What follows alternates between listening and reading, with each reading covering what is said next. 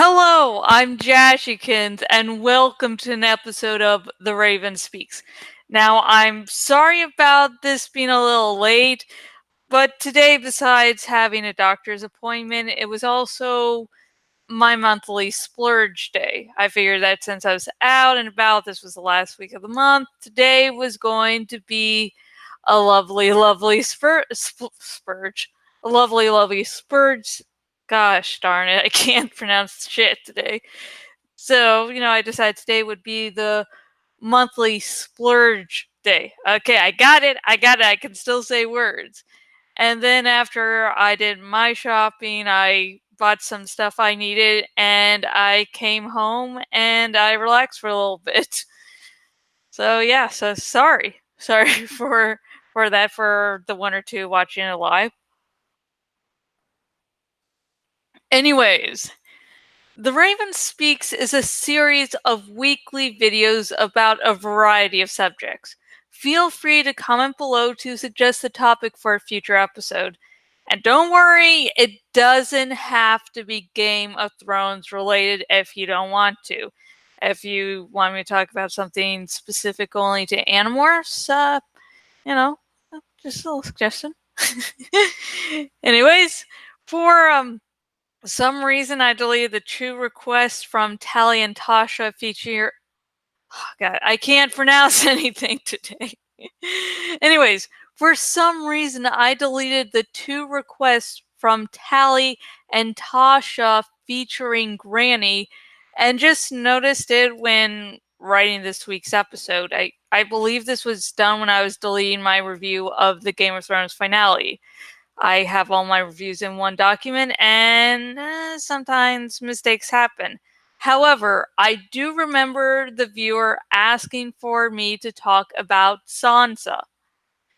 In the past, I made a long blog post talking about how Game of Thrones failed both Daenerys Targaryen and Sansa Stark by not giving them plot lines that would bring out their supposed strengths. So today I will try not to repeat things from that post for longtime fans, because I don't want, you know, you know, people to feel like I'm just repeating things ad nauseum, like I do in real life. Anyways, part 1: Sansa Stark's rape. Sansa Stark's character had looked like it was going to evolve, that it was going to continue to grow and expand. Now, personally, I don't mind the rape scene. It gives Sansa personal stakes in the fight against Ramsay Bolton. It also gives Theon Greyjoy the strength to break free from his conditioning. However, I do agree with those that feel it is a poor step for Sansa's character. The woman had escaped abuse and was finally a free woman. Making her the prisoner who is sexually abused feels like a step back in her character arc. It is as though the writers weren't aware of what to do with her. It also makes Peter Baelish, aka Littlefinger, look like an idiot. He should have been aware of Ramsay and that it wasn't safe to send Sansa to him. Part 2: Defeating Littlefinger. Sansa Stark facing off against Littlefinger had a lot of potential.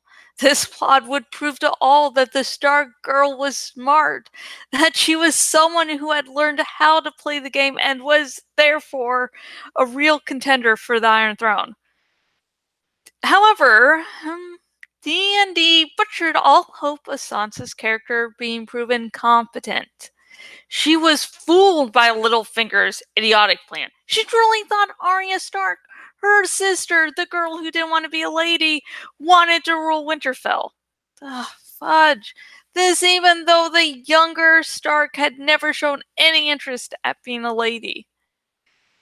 This big battle of the wits was ruined and proved a disappointment to many. Except for those who are like, oh my god, it's so unexpected. Anyways, I adored Littlefinger and wanted to see him die, but his character was ruined beyond recognition. 7 seasons of waiting for his death, and fudge. At least he wasn't killed by, a randomly falling brick, so. To me, this was the last time Sansa had to truly prove how clever she was. This due to the fact Littlefinger was one of the most clever people on the show. If she could beat him, no one could stand in her way. Part 3. Sansa doesn't try to be kind to Daenerys as a form of manipulation. Sansa in season 8 is supposed to be at the height of her cleverness and manipulation. She is supposed to have learned everything that would make her a deadly politician. Gone are the days of a foolish young girl. She has been molded and hardened by her experiences. Yet when Daenerys arrives in Winterfell, Sansa doesn't try and placate the Targaryen. She doesn't try and make herself appear like a friend in the manner Littlefinger did to his victims. She doesn't do all she can to make Daenerys feel welcome. Instead, Sansa makes herself out to be an antagonist of Daenerys. And when she turned Mad Queen, she wanted to attack Winterfell because of how Sansa wasn't nice to her. This goes against the smartest person I know line from Arya. Part 4. I love Sansa anyways. As someone who analyzes films, shows, and books, I am aware of the many faults of Sansa Stark. I can see what the showrunners wanted but failed. I can understand why someone could hate Sansa. Yet I still love Sansa. I still love that she kept the North independent. I still love that she became Queen of the North at the end of the show. I'm not in love with the Sansa of the show. I'm in love with the Sansa the show tried to make. The Sansa the show failed at making. If you are a book reader, tell me your opinions of how the show and book versions of Sansa differ. And that's it for this video. Remember, you can comment below to suggest a future episode, and I won't make the mistake of accidentally erasing things again. So, just what do you want me to talk about? I would love to hear your opinions on that, because I really want to talk about what my viewers, you, want to hear me talk about. Okay, I'm actually feeling a little tired. Walking around all day, oh god, it was tiring day. It's a good sort of tired though. But anyways, if you're watching this on the YouTubes, please like this video. And like this video if you like Sansa Stark. Get some Sansa love up here. And also, if you're on the YouTubes, please subscribe. I do the Raven Speaks weekly, as I said, about a variety of topics. So, I would have actually done a video about the latest trailer of Death Stranding today, but yeah, I saw the trailer shortly after I woke up, so there was like no time to write a script or anything. So yeah, so as I said, there's going to be a variety of topics on the Raven Speaks, so subscribe so you don't miss an episode. And also, if you're on my Blogdy blog and on the desktop version of my Blogdy blog, please choose the follow by email option, so you don't miss out on any of my upcoming blog posts. I just don't do the Raven Speaks. I also do reviews. I do little bits of fanfics. I do random posts.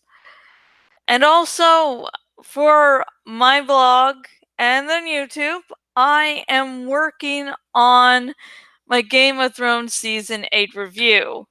Now, some things I review, I can write them relatively quickly, even if I'm doing a longer review, because sometimes it's like I like what I'm talking about, but I'm not too interested in it. And I always try to get the same amount of parts, same amount of things to talk about. But some reviews require, oh shit, some reviews require more work than others. And this Game of Thrones season 8, I just picked 10 topics and I picked subtopics in those topics, so it's getting slow writing. Just because yeah. It's going to be a pretty lengthy review. Yeah, yeah, so you won't want to miss it because all this hard work and effort I am putting into it. So, hopefully, but I feel I'm going to start rambling if I'm allowed to talk more, so until next week, goodbye.